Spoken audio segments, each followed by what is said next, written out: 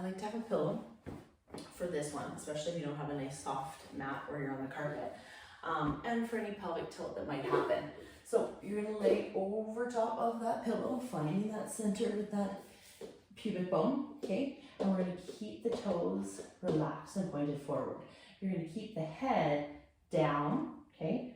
Forehead is on the fingers, the shoulders are down and relaxed, okay? We're gonna come into an extension, a double hip extension, right? Working through the top of the glute and the erectors. We can do two different types. We can go one leg and then the other, or we can bring it into a double. Maybe do one set of each and then decide which one felt that you needed the most and do that for the third set. But we want to establish that posture, so you're kind of gently pressing the elbows into the floor. Every time you start, you're going to inhale and you pull the core in nice and tight, but not overextending, okay? Don't round out through that lower back.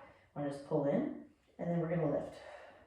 Only lift where you feel that you can keep both of them somewhat even. So I can already feel that I'm working my right side a lot harder. So for my next set, I'm probably gonna stop and do maybe just that left side to establish a little bit more work in through that weaker side that isn't seeming to kick in. And then rest, and then go back. I'm gonna go back to the double and see if that helped me feel like I'm working that left side a little bit more evenly, and it did. So stopping through there, taking a break, really relaxing the abdomen when you're in that break phase. You don't want to be always constantly holding those abs in nice and tight. We need to learn to breathe into that belly and almost push that belly out as we breathe into it. It's a good practice to learn to be able to both contract and relax those intrinsic core muscles. After you're done the core workout, you're going to make sure that you do a little bit of a stretch in through that lower back. So the child's pose is one of my favorites. You can go to one side, reaching a little bit more with that inside arm to get through the QL and through the external obliques and lat muscles. One side and then the other, and just breathing into it. Inhale through the nose and exhale, really relax.